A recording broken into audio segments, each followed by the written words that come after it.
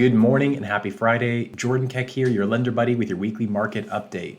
Kicking things off, the Federal Reserve did meet this week and chose not to raise the federal market rates, but are giving themselves the opening to be able to lower that in the future. And a lot of what we're talking about today is the data around that.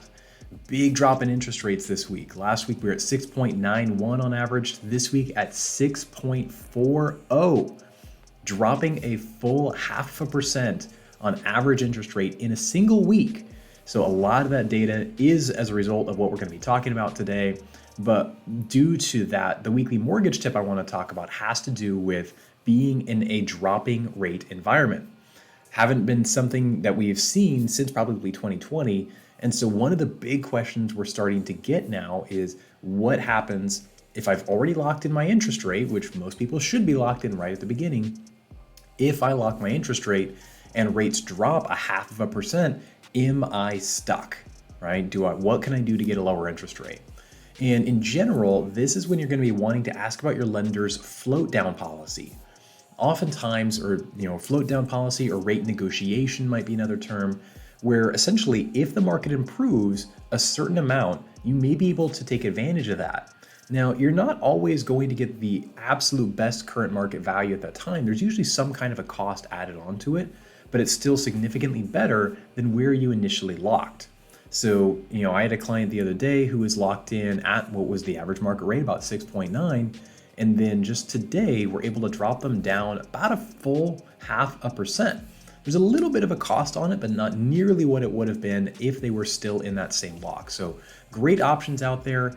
Oftentimes, loan officers may not be the ones prompting these conversations, and you don't want to wait until the last minute for closing. So make sure you're proactive, talk with your clients, talk with your loan officers on your buyer deals, make sure they're looking at the current market and seeing if they've got a float down policy or rate renegotiation to take advantage of those lower rates. Worst case scenario, if they're not able to take advantage of that, there's no float down policy or rate renegotiation. As a broker, we can move clients from one lender to a different one, transfer the appraisal if it's been done, transfer all of their documents. So really, we just got to go through underwriting again, which can be done very quickly and get them a new lock. So a few different ways to do that. And of course, the last option is if they don't lock up front, then they're going to be subject to whatever the market does. Now, it's a bit of a risk because you don't want to lock in and have rates continue to go up on you. But if a client has a little bit of tolerance for that risk, might be something to where they're just in close contact with their loan officer, keeping that rate floating and as long as possible to hopefully take advantage of continuing lower rates. Next up here, we got the Shiller and FHFA appreciation data for homes coming in for May, always a couple of months delayed.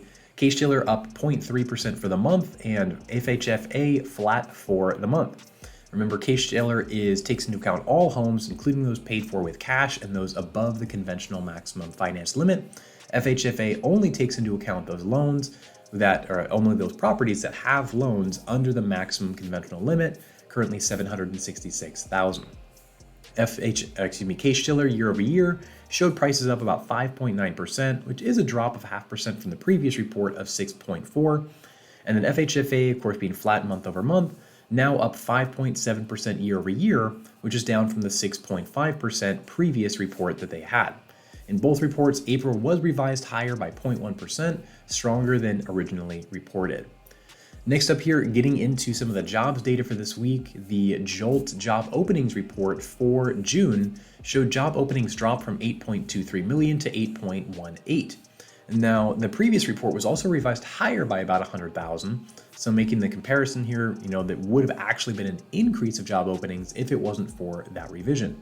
Now it's a decrease because of that. There are still a lot of remote jobs that are being double counted though, so it's difficult to try and estimate exactly how many duplicates there are, but it's pretty clear that 8 million is far above the actual number. Some estimates I've seen are as many as about 1.5 million below that current level are the actual true job openings. Reason for that being with remote jobs, you've got a lot of areas they're advertising the same job 2, 3, 4, 5 different places or more, when this report makes it look like multiple jobs, when in reality it's just one job being advertised in multiple areas. The hiring rate within this report fell to 3.4%, which is the lowest since 2013 when you remove COVID, but still not too far off from the low of COVID of 3.1%. And the quit rate came in at 2.1, unchanged since the last report, and the lowest since 2018 outside of COVID. The July ADP employment report showed 122,000 jobs created, a decent amount below the 150,000 that was expected. June was also revised slightly higher, but only by about 5,000 jobs. And looking within the report, all of the hiring took place at businesses with 50 or more employees. Small businesses lost a cumulative 7,000 jobs within this report. Services added 85,000, construction added 39,000 for construction, but information lost 18 and business services lost 37,000. Next up, pending home sales rose 4.8% for the month of June, stronger than the 1% that was expected, so decent amount up here. The previous report was also revised higher. It was originally showing a negative 2.1%, and it came in with a revised negative 1.9, so an extra 0.2% there. Year over year, pending home sales down 2.6%. This is way better than the previous report showed us at down 6.6%. And looking at the interest rates coming in lower this month and this week, I think we're going to continue to see really strong movement with a lot of buyers getting off the fence, getting into the game as a result of better sentiment and more affordability for those homes. The NAR chief economist Lawrence Yun mentioned about the pending home sales. He said the rise of housing inventory is beginning to lead to more contract signings. Multiple offers are less intense and buyers are in a more favorable position.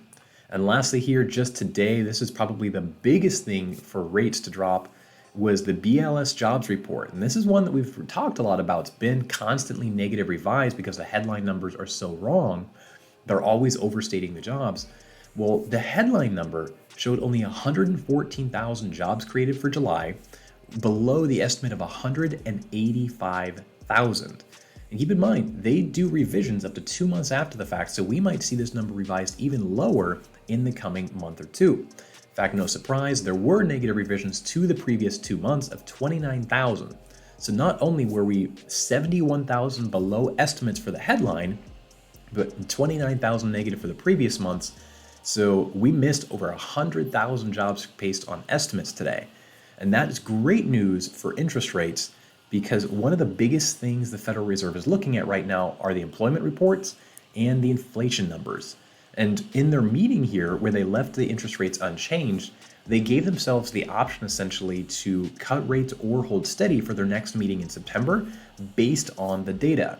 So having this is a great permission slip essentially for the Fed to be able to cut rates, assuming that we see good inflation numbers as well.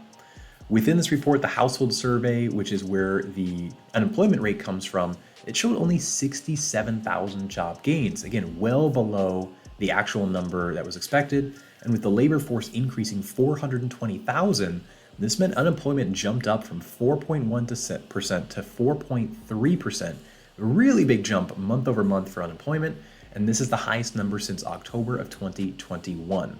Again, strong signal to the Fed, who has a dual mandate of price stability, which they define as 2% annual inflation, and maximum employment. So the higher they see unemployment going, the more permission they're giving themselves to be able to cut interest rates if they see inflation is also playing ball. A lot of data this week, but definitely something that we want to be aware of moving forward, with rate potentially going to be going lower. So having those conversations with your clients, getting them moving and letting them know some good news for once. We're finally starting to see some reprieve.